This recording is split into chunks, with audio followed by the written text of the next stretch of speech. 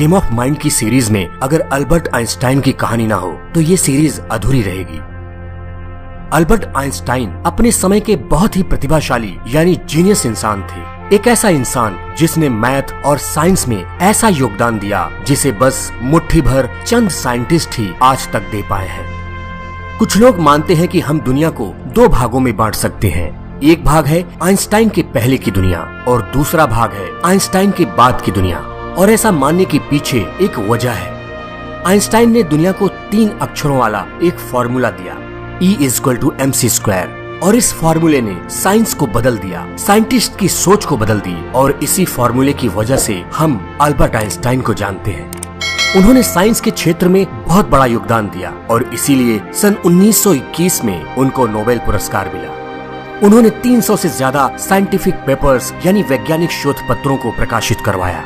सन 1999 में time magazine ने 20वीं शताब्दी यानी 20th सेंचुरी के 100 सबसे ज्यादा प्रभावशाली यानी इन्फ्लुएंशियल लोगों की लिस्ट जारी की और उसमें अल्बर्ट आइंस्टाइन को पर्सन ऑफ द सेंचुरी यानी शताब्दी पुरुष घोषित किया। जर्मनी में पैदा होने के बावजूद जर्मन लोगों से खतरा, हिटलर के डर से जिनको अपने देश को छोड़कर अमेरिका जाना पड़ा। अमेरिका में भी FBI उनके पीछे 20 सालों तक पड़ी रही और मृत्यु के बाद भी जिनके मस्तिष्क पर बहुत समय तक शोध चलता रहा। क्या सच्चाई थी इन सब के पीछे और इन सब मुश्किलों के बीच में कैसे अल्बर्ट आइंस्टाइन ने अपनी जिंदगी के मकसद को पूरा किया? उनकी जिंदगी से जुड़ी इन सब बातों और कहानियों को जानने के लिए मैं आपको इतिहास में करीब 150 साल पहले ले चलता हूँ। कुछ 150 साल पहले जब इलेक्ट्रिसिटी नहीं थी और जर्मन के शहरों पर सूरज डूबने के बाद अंधकार का राज होता था और वो शहर बहुत खतरनाक हो जाते थे। फिर थॉमस अल्वा एडिसन के DC करंट ने जर्मनी के शहरों को कुछ रोशनी दी। जर्मनी के शहरों में एक छोटा सा शहर था उल्म और इस शहर में रहते थे हरमन और पोलिन आइंस्टाइन। हरमन आइंस्टाइन एक सेल्समैन और इंजीनियर थे जो लोगों को इलेक्ट्रिसिटी के उपकरण सप्लाई करते थे। 14 मार्च 1879 एक खुशी से भरा दिन था हरमन और पोलिन आइंस्टाइन के लिए। उनके घर में उस दिन एक बेटे ने जन्म लिया। प्यार से उसका नाम उन दोनों ने अल्बर्ट रखा। अल्बर्ट का सर उसके शरीर की तुलना में बड़ा था और ठीक शेप में नहीं था और हरमन और पोलिन को डर था कि कहीं उसको कोई प्रॉब्लम तो नहीं है। जब अल्बर्ट की दादी यानी हरमन की माँ ने उसको पहली बार देखा तो उन्होंने भी ये कहा कि उसका सर बड़ा है। लेकिन कुछ दिनों में ही अल्बर्ट का सर धीरे धीरे सही शेप में आने लगा। हरमन और पोलिन आइंस्टाइन अपने बेटे को बहुत प्यार करते थे। जैसे जैसे अल्बर्ट बड़ा होने लगा हरमन और पोलिन को एक नई चिंता सताने लगी। अल्बर्ट कुछ भी बोलता नहीं था लेकिन चिंता होने के बावजूद हरमन और पोलिन को ये उम्मीद थी कि एक दिन वो जरूर बोलेगा। लेकिन साथ ही साथ उनके मन में एक डर जरूर था कि कहीं उनका बच्चा एक मंदबुद्धि बच्चा तो नहीं है। सन 1880 अल्बर्ट अब 1 साल का हो चुका था और उसने थोड़ा थोड़ा बोलना भी शुरू किया था। कुछ लोगों का कहना है कि उसने 4 साल के बाद बोलना शुरू किया और जब पहली बार वो बोला था तो उसके शब्द थे the soup is too hot, soup बहुत गर्म है। जब हरमन और पोलिन ने उससे पूछा कि तुम पहले क्यों नहीं बोले तो अल्बर्ट ने कहा कि अब तक सब कुछ ठीक चल रहा था। अल्बर्ट के साथ प्रॉब्लम ये थी कि वो लैंग्वेज यानी भाषा को जल्दी पकड़ नहीं पाते थे जैसा कि दूसरे बच्चे जन्म के बाद करते हैं। ये प्रॉब्लम उसको 9 साल तक थी। वो सेंटेंस को अपने माइंड में दोहराता रहता था जब तक वो उनको ठीक से बोल नहीं पाता था। उसी साल यानी सन 1880 में हरमन और पोलिन उल्म से लगभग 160 किलोमीटर दूर म्यूनिक में जाकर रहने लगे। म्यूनिक में आइंस्टाइन के पिता और उसके चाचा जेकब ने एक कंपनी बनाई जो कि थॉमस अल्वा एडिसन के DC करंट के लिए इलेक्ट्रिकल इक्विपमेंट बनाती थी। आगे की कहानी सन 1881 से सन 1885 के बीच में से होके गुजरेगी। अल्बर्ट 2 साल का हुआ और तब उसकी बहन का जन्म हुआ। हरमन और पोलिन ने उसका नाम रखा माजा। अपनी एक छोटी बहन को पाकर अल्बर्ट बहुत खुश हुआ। अल्बर्ट दूसरे बच्चों के साथ घुल मिल नहीं पाता था, उनके साथ खेलता भी नहीं था और बहुत ही शांत रहता था। उसको खेलना कूदना अच्छा नहीं लगता था। आजादी बहुत पसंद थी उसको और वो हर तरफ शांति चाहता था। अल्बर्ट बचपन में अपने पिता से कहता था कि वो बड़ा होकर सेना में सिपाही नहीं बनेगा। जब वो रोड पर सेना के सिपाहियों को परेड करते हुए देखता तो उसको बहुत दुख होता था।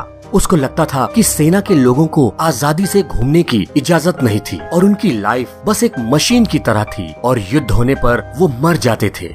हिंसा और युद्ध से नफरत थी अल्बर्ट को। वो अपने बचपन में या तो अकेले या फिर अपनी बहन माजा के साथ खेलता और उसके खेल भी कुछ इस तरह के होते थे जिससे उसको कुछ सीखने को मिले। उसको घूमना बहुत पसंद था और नेचर यानी प्रकृति से लगाव बहुत था।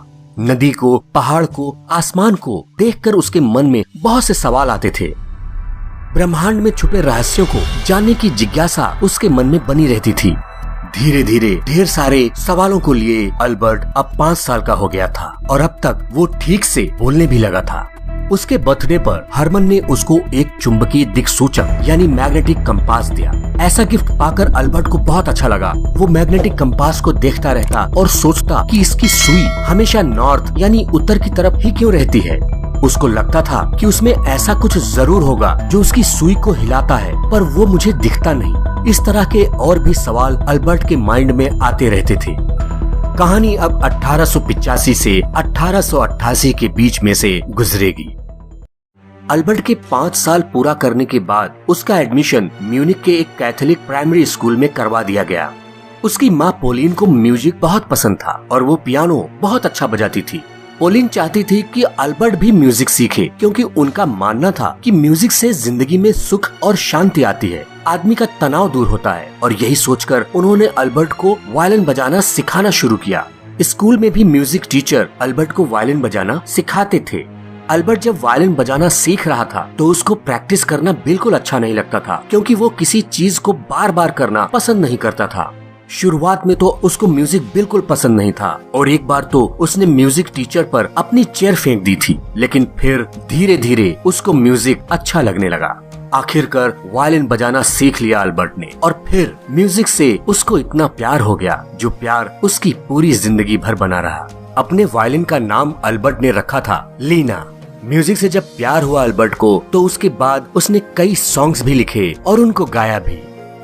दोस्तों, अगर मैं आपको जीनियस साइंटिस्ट आइंस्टाइन की कहानी सुना रहा हूँ तो पढ़ाई और स्कूल का जिक्र तो आना ही चाहिए। 8 साल की उम्र में उसको लुइटपोल्ड जिम्नेजियम में डाल दिया गया। लुइटपोल्ड जिम्नेजियम को आज हम अल्बर्ट आइंस्टाइन जिम्नेजियम के नाम से जानते हैं। उसको स्कूल जाना अच्छा नहीं लगता था। उसको लगता था कि स्कूल में छात्रों की जिंदगी भी सेना के सिपाहियों जैसी ही होती थी, कोई आजादी नहीं। खुल के सोचना और सवाल करना पसंद था अल्बर्ट को। कोई विचार या किताब में लिखी कोई बात को बिना कुछ सोचे समझे मान लेना अल्बर्ट आइंस्टाइन को बिल्कुल पसंद नहीं था। उसका मानना था कि पहले हमको किसी भी चीज को अच्छे से समझ लेना चाहिए, तभी उसको मानना चाहिए। वो जब भी अपने सवालों को स्कूल में अपने टीचर्स से पूछता तो उसके टीचर्स बहुत बार उन सवालों के जवाब नहीं दे पाते थे और उनको उसके सवालों से गुस्सा आती थी और बदले में मिलती थी अल्बर्ट को सजा। टीचर्स को लगता था कि ये लड़का बस फालतू के सवाल पूछता रहता है। वो अल्बर्ट को जीनियस या टैलेंटेड छात्र नहीं मानते थे। उनको लगता था कि ये अपनी जिंदगी में कुछ भी हासिल नहीं कर पाएगा, लेकिन अल्बर्ट के नंबर अच्छे आते थे और हम सब ये जानते हैं कि वक्त ने बता दिया कि अल्बर्ट क्या था। कई महान लोगों के साथ उनकी जिंदगी में ऐसा ही कुछ हुआ है। अल्बर्ट आइंस्टाइन की कहानी अब साल 1888 से साल 1893 के बीच से होकर गुजरेगी। धर्म। आइंस्टाइन परिवार का धर्म क्या था? आइंस्टाइन परिवार यहूदी थे। यहूदी होना भी उनके लिए बहुत सी समस्याएं लेकर आया क्योंकि जर्मनी में ज्यादा संख्या में ईसाई थे और यहूदियों की संख्या बहुत कम थी। लेकिन अल्बर्ट धार्मिक किताबों को पढ़ता था। उसने बाइबल पढ़ी, धर्म को समझने की कोशिश की, लेकिन धीरे धीरे उसको ये बात भी समझ में आने लगी कि कोई भी धर्म इंसान को कुछ गलत नहीं सिखाता, लेकिन इंसान कई बार उसको तोड़ मरोड़ के अपने फायदे के लिए इस्तेमाल करते हैं और यही बात उनको अच्छी नहीं लगती थी। यहूदी होने के कारण भी अल्बर्ट को स्कूल में बहुत सी प्रॉब्लम्स होती थी। स्टूडेंट्स उसका मजाक उड़ाते थे और उसको परेशान करते थे क्योंकि वहाँ ज्यादा संख्या में ईसाई स्टूडेंट्स थे। ये भी एक कारण था जिसकी वजह से अल्बर्ट स्कूल जाना पसंद नहीं करता था। मैं उस समय की बात कर रहा हूँ जब आइंस्टाइन बड़े हो रहे थे। चारों तरफ के इस तरह के वातावरण ने उसके ऊपर बहुत बुरा असर डाला और वो चुपचाप और अकेला रहने लगा। लेकिन उन सालों में उसका एक दोस्त बना, मैक्स टेलमे। वो भी एक यहूदी था और अल्बर्ट से उम्र में थोड़ा बड़ा था। वो अल्बर्ट को घर पे ट्यूशन पढ़ाने के लिए आता था। मैक्स टैलमे मेडिकल साइंस यानी चिकित्सा विज्ञान का स्टूडेंट था और वो अल्बर्ट को कई किताबें भी पढ़ने के लिए देता था। अल्बर्ट अपने दोस्त और ट्यूटर मैक्स टैलमे से साइंस और फिलॉसफी यानी दर्शन के बारे में सवाल करता। अल्बर्ट का इंटरेस्ट बचपन से ही मैथ और फिजिक्स में था और उसके सवाल भी ऐसे थे जिनके जवाब सिर्फ मैथ और फिजिक्स से ही उसको मिल सकते थे। ब्रह्मांड कैसे काम करता है, इस बारे में उस समय तक बहुत जानकारी उपलब्ध नहीं थी और ब्रह्मांड से जुड़े हुए बहुत से सवालों की खोज से ही अल्बर्ट का इंटरेस्ट फिजिक्स और मैथ में ज्यादा हुआ। अपनी उम्र के हिसाब से वो मैथ और फिजिक्स का नॉलेज दूसरे बच्चों से ज्यादा रखते थे। मैक्स टैलमे ने बताया था कि जब उसने 12 साल के अल्बर्ट को जियोमेट्री की टेक्स्ट बुक दी तो उसने उस बुक को एक ही गर्मी की छुट्टियों में पढ़ ली और उन्हीं छुट्टियों में उसने जियोमेट्री और अलजेब्रा भी सीखी। 12 साल के अल्बर्ट ने खुद से ही पाइथागोरियन थ्योरम की ओरिजिनल प्रूफ यानी मूल प्रमाण की खोज की। मैक्स टैलमे ने बताया कि जल्दी ही अल्बर्ट हायर मैथमेटिक्स को पढ़ने और समझने लगा और कुछ समय में वो मुझसे भी आगे निकल गया। जियोमेट्री और अलजेब्रा को गहराई से समझने में लग गया अल्बर्ट। उसको लगा कि नेचर यानी प्रकृति को एक मैथमेटिकल स्ट्रक्चर यानी गणितीय संरचना के रूप में समझा जा सकता है। उसने 12 साल की उम्र में कैलकुलस पढ़ा और 14 साल की उम्र में उसने इंटीग्रल कैलकुलस में महारत हासिल कर ली। जर्मनी के एक फिलोसोफर इमैनुअल कैंट ने क्रिटिक ऑफ प्योर रीजन नाम की एक किताब लिखी थी जिसमें उन्होंने मेटाफिजिक्स के लिमिट्स और स्कोप को बताया था। मेटाफिजिक्स फिलॉसफी का एक ब्रांच है। अल्बर्ट ने कैंट के क्रिटिक ऑफ प्योर रीजन किताब को पढ़ डाला। अल्बर्ट उस समय बस 13 साल का था लेकिन उसको कैंट की बातें पूरी तरह से समझ में आ गई थी। अल्बर्ट के अंकल जेकब भी उसके साथ रहते थे। वो एक इंजीनियर थे और अल्बर्ट को उनके साथ बहुत अच्छा लगता था क्योंकि जेकब की वजह से ही अल्बर्ट की रुचि मैथ में बढ़ी थी। जब अल्बर्ट को बीजगणित यानी अलजेब्रा समझ में नहीं आ रहा था तो जेकब ने उसको बहुत ही सिंपल तरीके से अलजेब्रा समझाई थी। जेकब ने बताया कि अलजेब्रा बहुत ही मजेदार विषय है। उसमें हम एक छोटे जानवर का शिकार करते हैं। उस जानवर का नाम हमको नहीं पता इसलिए हम उसको एक्स कहते हैं। फिर जब हम उस जानवर का शिकार करके उसको पकड़ लेते हैं तो हम उसे सही नाम देते हैं। यही होता है अलजेब्रा यानी बीजगणित में। अल्बर्ट के लिए उनका घर ही सबसे बड़ा स्कूल था जहाँ पर उसने बहुत कुछ सीखा। साइंटिफिक एक्सपेरिमेंट यानी वैज्ञानिक अनुसंधान करने की प्रेरणा भी अल्बर्ट को घर से ही मिली और इसमें उसका साथ दिया था उसके पिता और चाचा ने, क्योंकि वो चाहते थे कि अल्बर्ट भी बड़ा होकर इंजीनियर बने और वो ये भी जानते थे कि अल्बर्ट का स्वभाव क्या है और साथ ही साथ वहाँ यहूदियों को कितनी समस्याएं थी। इसलिए स्कूल में अगर अल्बर्ट के मार्क्स किसी सब्जेक्ट में कम आते थे तो वो उसको कुछ भी नहीं बोलते थे। साल 1894। 13 साल के हो चुके अल्बर्ट के पिता हरमन और चाचा जेकब की कंपनी ने म्यूनिक में इलेक्ट्रिक सप्लाई करने के लिए एक बिड यानी बोली में हिस्सा लिया, लेकिन वो काम उनको नहीं मिला। उनके पास इतना पैसा नहीं था जिससे वो डायरेक्ट करंट यानी डीसी के उपकरणों को अल्टरनेटिंग करंट यानी एसी के मुताबिक बदल सकें। अल्बर्ट के पिता हरमन और चाचा जेकब की कंपनी को बहुत नुकसान हुआ और उन्हें अपनी म्यूनिक की कंपनी को बंद करना पड़ा। नए बिजनेस की तलाश में आइंस्टाइन परिवार को इटली के मिलान शहर में जाना पड़ा और फिर वहाँ से कुछ महीनों बाद वो पैविया चले गए। लेकिन अल्बर्ट को म्यूनिक में ही रुकना पड़ा और लुइटपोल्ड जिम्नेजियम स्कूल में अपनी पढ़ाई पूरी करनी पड़ी। अल्बर्ट अपनी फैमिली के चले जाने के कारण बहुत उदास रहने लगा। उसको लुइटपोल्ड जिम्नेजियम पसंद नहीं था, लेकिन जर्मनी का वही बड़ा स्कूल था जहाँ स्टूडेंट्स अपनी पढ़ाई करके किसी यूनिवर्सिटी में पढ़ने के लिए तैयार हो पाते थे। अल्बर्ट के पिता चाहते थे कि वो इलेक्ट्रिकल इंजीनियरिंग में डिग्री हासिल करे, लेकिन लुइटपोल्ड जिम्नेजियम स्कूल में पढ़ते हुए एक बार अल्बर्ट स्कूल अथॉरिटीज से भिड़ गए और उन्होंने स्कूल के टीचिंग मेथड का कड़ा विरोध किया। अल्बर्ट कहता था कि यहाँ पर हमको सिर्फ रटाया जाता है, हमारी क्रिएटिव थॉट और किसी चीज को सही ढंग से सीखने के लिए कोई कुछ नहीं सोचता। अल्बर्ट उस स्कूल में एक दिन भी पढ़ना नहीं चाहते थे और दिसंबर 1894 में वो बीमारी का बहाना करके पैविया में अपने फैमिली के पास चले गए। अल्बर्ट को इटली बहुत अच्छा लगा। इटली में बड़े बड़े संग्रहालय, देखने लायक खूबसूरत जगहें और कला और सांस्कृतिक केंद्र भी थे जो अल्बर्ट को बहुत अच्छे लगे और उसको यहाँ पढ़ने और सोचने के लिए बहुत कुछ मिला। वो संगीत सुनता, पहाड़ों पर चला जाता और नाव भी चलानी सीखी। अल्बर्ट कहता था कि उसका इटली में गुजरा हुआ वक्त बहुत अच्छा था। अल्बर्ट ने साल 1894 में अपना पहला रिसर्च पेपर लिखा, जिसका टाइटल दिया था उसने on the investigation of the state of the ether in a magnetic field. 15 साल के थे वो। उसने इस रिसर्च पेपर को अपने अंकल सीजर कोच को पढ़ने और अपनी एक्सपर्ट राय देने के लिए भेजा। साथ ही साथ उसने एक छोटा सा नोट भी लगाया और उसमें लिखा कि मुझे बुरा नहीं लगेगा कि अगर आप मेरे रिसर्च पेपर को नहीं पढ़ते हैं, लेकिन कम से कम आप ये जरूर देखेंगे कि मैंने लिखने की कोशिश एक अच्छे राइटर के जैसे की है, जो मैंने अपने माता पिता से सीखा है। साल 1895, अल्बर्ट 16 साल के थे। घर वालों ने उससे कहा कि अब तुम बड़े हो चुके हो, अब तुम्हें अपनी जिंदगी के बारे में सीरियसली सोचना चाहिए, तुम एक इलेक्ट्रिकल इंजीनियर बनो। अल्बर्ट ज्यूरिख में स्विस फेडरल पॉलिटेक्निक के एंट्रेंस एग्जाम में बैठा। उस एग्जाम में वो फेल हो गया क्योंकि उसको भाषा, बॉटनी और जूलॉजी में कम मार्क्स मिले। इसके पीछे एक वजह फ्रेंच लैंग्वेज का होना भी था। अल्बर्ट को तब तक बहुत ज्यादा फ्रेंच नहीं आती थी, लेकिन उसके मार्क्स फिजिक्स और मैथमेटिक्स में अच्छे आए। स्विस फेडरल पॉलिटेक्निक के प्रिंसिपल ने अल्बर्ट को सलाह दी कि तुमने मैथ्स और फिजिक्स में अच्छे मार्क्स लाए हैं, इसलिए अगर तुम स्विट्जरलैंड के आराउ जगह में स्थित आर्गोवियन कॉन्टिनेंटल स्कूल में 1 साल की पढ़ाई करो तो तुम इस एग्जाम को जरूर पास कर लोगे। प्रिंसिपल की सलाह पर अल्बर्ट ज्यूरिख से 20 मील दूर आराउ चले गए अपनी सेकेंडरी स्कूलिंग को कंप्लीट करने। जॉस्ट विंटेलर, जो स्विट्जरलैंड के एक स्कूल में टीचर थे, अल्बर्ट उनके यहाँ ही रहते थे और इसी वजह से उन दोनों के बीच अच्छी दोस्ती हो गई। लेकिन इसके साथ ही साथ अल्बर्ट को जॉस्ट विंटेलर की डॉटर से प्यार हो गया, जिसका नाम था मैरी। धीरे धीरे अल्बर्ट और जॉस्ट विंटेलर की फैमिली में दोस्ती हो गई और ये दोस्ती बाद में रिश्तेदारी में भी बदल गई। मैरी के साथ शादी नहीं हुई अल्बर्ट की, लेकिन अल्बर्ट की बहन माजा की शादी जॉस्ट विंटेलर के बेटे पॉल के साथ हो गई।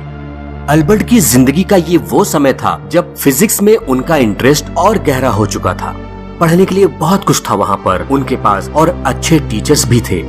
अल्बर्ट स्कूल की लेबोरेटरी में कई एक्सपेरिमेंट करते।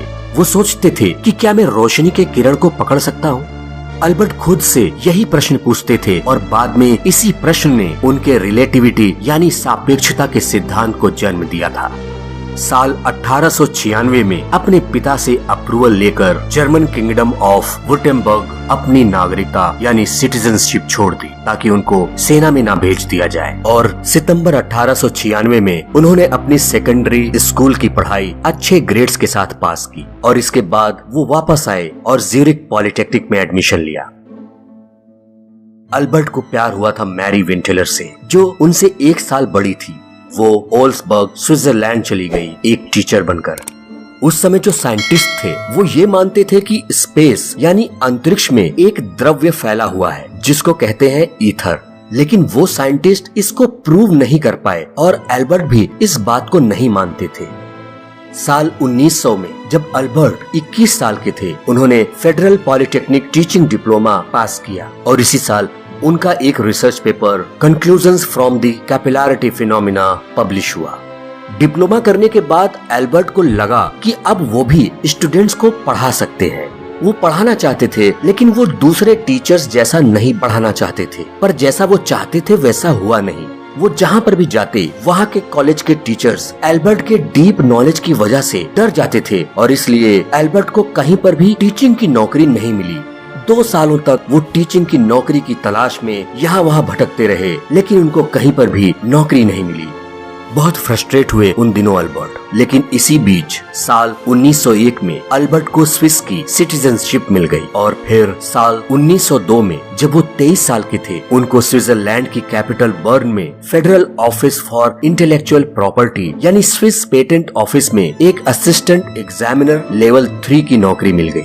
इस नौकरी को करते हुए अल्बर्ट को अपने रिसर्च पेपर्स पर काम करने और उनको पब्लिश करने का बहुत समय मिला। ये जॉब उनके लिए बहुत अच्छी थी क्योंकि उनको ऑफिस में बस कुछ ही घंटों का काम रहता था और वो अपना बाकी समय लिखने और रिसर्च करने में लगा पाते थे। वो पेटेंट ऑफिस में काम करते थे, इसलिए वहाँ पर आने वाले बहुत से पेटेंट एप्लीकेशंस को वो अच्छे से पढ़ते थे। पेटेंट ऑफिस में भी अल्बर्ट का काम अच्छा था और इसलिए वो वहाँ पर परमानेंट हो गए। अब ये कहानी आगे बढ़ेगी और गुजरेगी साल 1902 से साल 1905 के बीच में।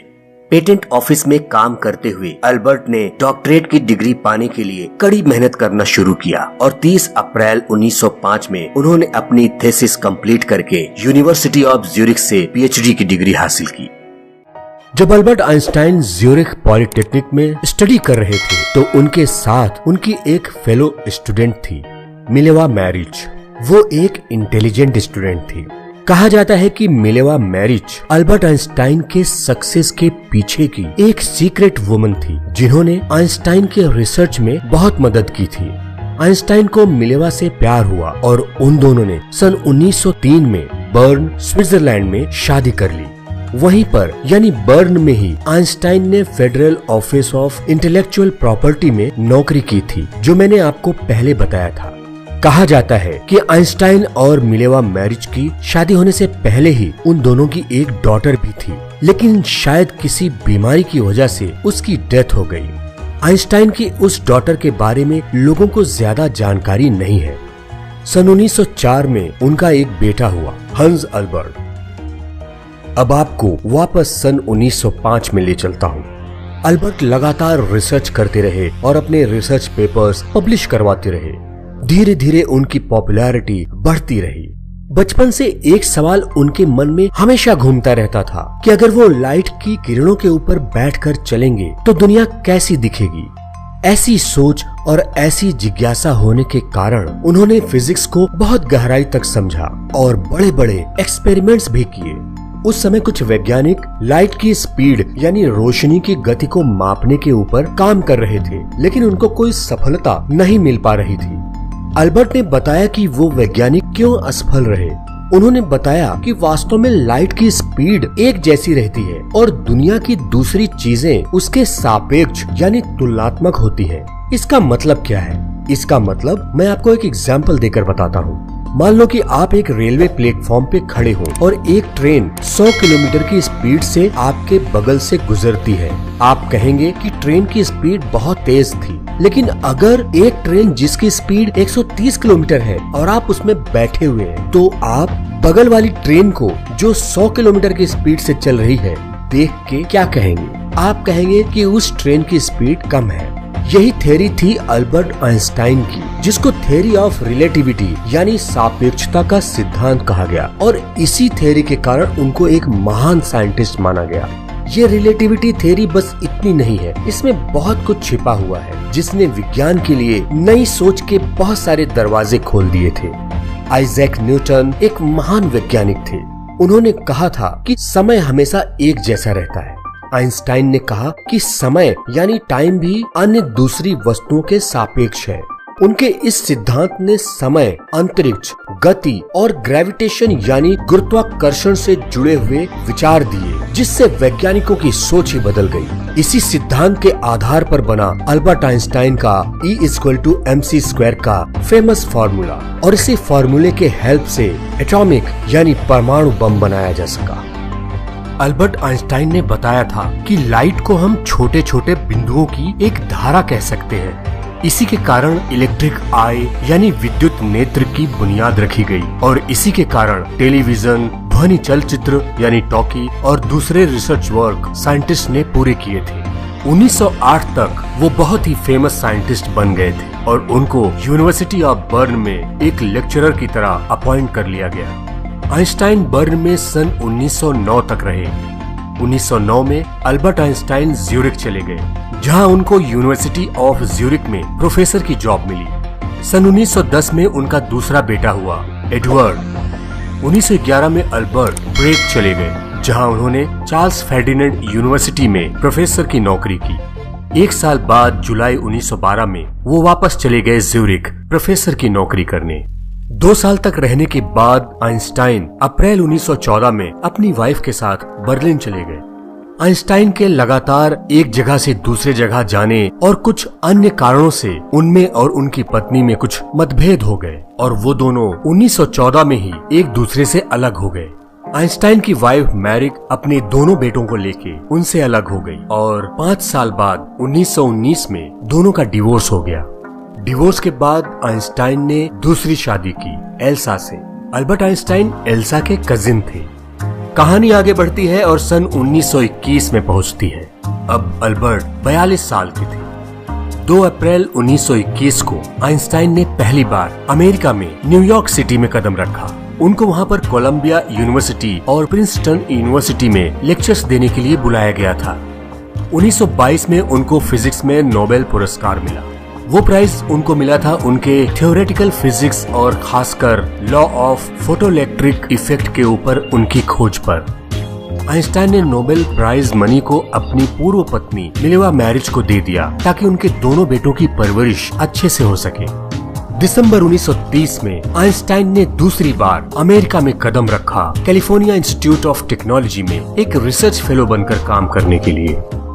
सन 1933 जर्मनी में हिटलर बहुत ताकतवर हो चुका था।